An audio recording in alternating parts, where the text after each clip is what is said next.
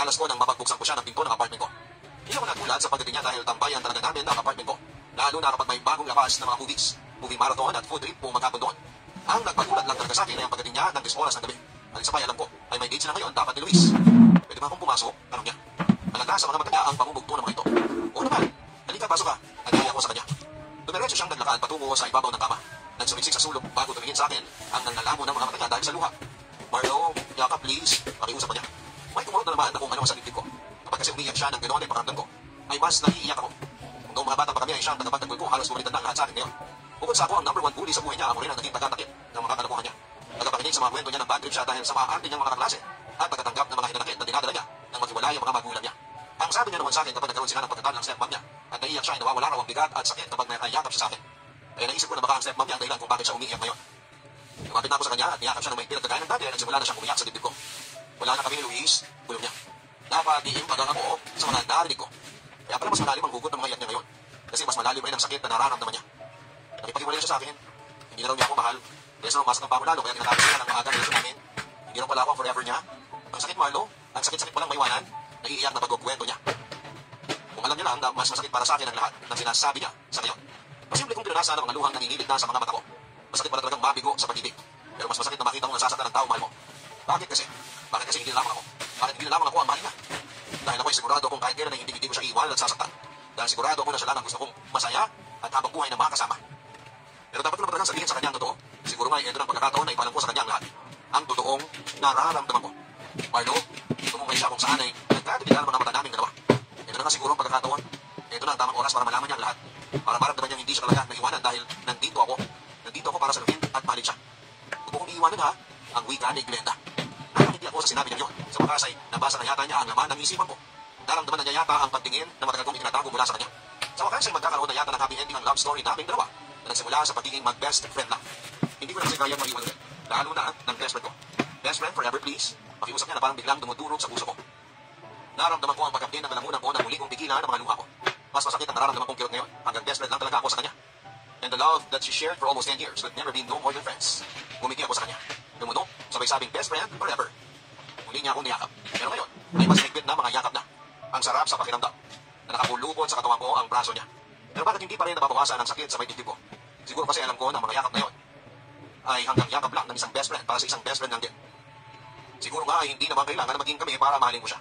Okay na ako sa ganitong setup naming dalawa. Nagpagpatawa niya, pagkamulit, pagkasalo ng mga luha, at hinanakit sa mundo. Okay na ako sa ganito, hindi naman talaga importante na sagutin niya ang pagmamahal ko.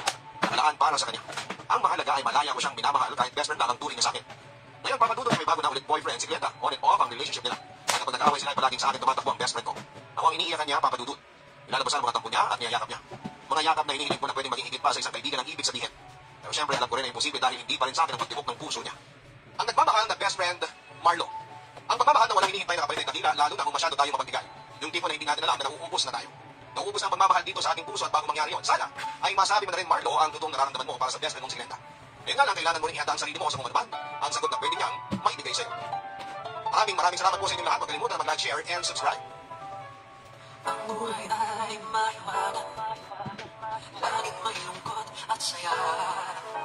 Sa Papatudod Stories, laging may karamay ka.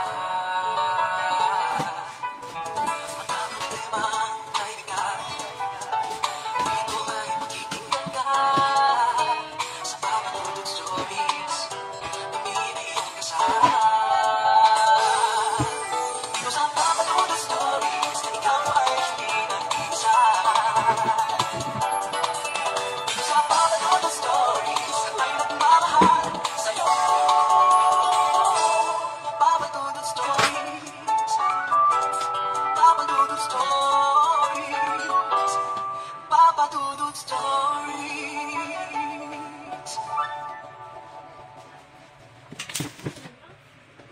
Download Bingo Plus app now at Google Play and App Store for a chance to win up to 154 million pesos jackpot prize. Visit bingoplus.com to learn more. With Bingo Plus, bingo sa saya, plus sa panalo. 18 for 21 years old and above, always even fun. Game responsibly. Papatudod Stories, Papatudod Stories, Papatudod Stories. Magandang araw po sa inyong lahat mga ka-online. Ako po ang inyong si Papa Dudut at welcome sa may bagong episode ng Papa Dudut Stories. Pero bago yan, huwag kalimutan mag-like, share, and subscribe. Dear Papa Dudut, Ang totoo niyan ay wala akong balak na ibahagi ang aking masalimuot na storya kanino man. Pero dahil sa mabigat ang dibdib ko ay hindi ko na kinaya pang pasanin ang lahat, kung kaya't nagpa siya akong ilabas na ang lahat. At dahil sa sobrang nakakahiya ang storya ang ibabahagi ko sa inyo ay nakikiusap ako. Napakita ko na lamang ako sa pangalang Pae. 62 anyos. Bumukbang kasinan pero na yung magandang alaala kasi ikaw na gagamit ito. Pagpapatuloy ko. Pagkatapos ay binago ko ang usapan. Nga pala, nalitago naman ako. Ilang buwan din tayong hindi nagkita. Kumusta na si Tito Uli? Yung bahay ni Lola Insyang doon sa Oso Review na madalas natin puntahan dati. Eh ayos pa rin ba yun? Ayos naman si Tatay Uli. Kaso eh medyo abala siya doon sa sakahan namin. Yung bahay naman ni Lola Insyang ngayon, ayos pa rin. Si Ancho at ang pamilya niya nakatira doon ngayon. Ang kwento ni Celia. Nagtataka lang ako, Celia. Bakit dito ka pa sa Maynila magtatrabaho? Eh pwede ka naman doon sa Pangasinan. Tanong ko sa kanya. Mas gusto ko magtrabaho dito sa Maynila. Alam mo na, parang mas challenging umuwi dito kaysa doon sa Oso Rubio. At saka balita ko mas malaki daw ang pasahod dito. Tugon niya. Oo, malaki nga ang pasahod dito pero magastos. Ang mamahal na mga bilihin dito sa Maynila, inform ako sa kanya. Pagkatapos ay sinimulan na namin ang paglilinis ng kwarto. Habang nagwawalis ay may tinanong ulit sa akin si Celia. Kaya sabi sa akin ng itay mo, balita ko may girlfriend ka na. Ano, totoo ba? Oo, may ilang pangalan niya. Ito pa yung picture niya sa wallet ko. Pagkatapos ay proud kong ipinakita sa kanya ang litrato ng girlfriend ko. Wow, may girlfriend ka na pala. Parang kailan lang, no? Dati may kang bata pero ngayon ay binata ka na. Ang sabi ni Celia sa akin habang binabalikan, ang masayang alaala namin noong mga bata pa kami. Nagsalitang hindi malikot. Ikaw nga dyan, Celia, kababae mong tao ay mahilig kang umakyat doon sa mga puno. Palagi ka nang pinapalo noon ni Tito Uli dahil sa kalikutan mo. Pagkatapos noon, ay bigla niya akong tinirigay sa tagiliran tulad ng ginagawa niya ng mga bata pa kami. Siyempre, napasigaw ako. Alam mo ba, bakla lang ang may kiliti sa katawan, natatawa niyang wika. Anong sabi mo? Ako bakla, hindi ako bakla ha? Pagtutol ko. Pero nagpatuloy lang sa mga asar si Celia. At dahil sa close kami, hindi ako nabibikon. Pagkos ay tumawa lamang ako. Hindi ka pa rin talaga nagbabago, Celia. Makulit ka pa rin hanggang ngayon. Natatawa kong sabi sa aking pinsan. Papadudod simula noon ay lalong naging malapit kami ni Celia sa isa't isa. At kasabay niya noon ang pagtindi ng mga nararamdaman ko para sa kanya. Noong una ay pinatanggi ko pa kasi napinsan ko siya. Pero kinalaunan ay hindi ko rin napigil ang sarili ko. Oo, papadudod. Mahal ko si Celia nang higit pa sa kapag ito pinsan. At alam kong mali yun, pero kahit na anong gawin ko ay hindi ko mapigilan ang mga nararamdaman ko. Isang araw ay nagtampo ako kay Celia. Nagselos kasi ako dahil nakita ko siyang may kasamang ibang lalaki. Ang balita ko ay maliligaw daw yun ng pinsan ko. Hindi ko nagustuhan ang darinig ko kaya agad kong inalam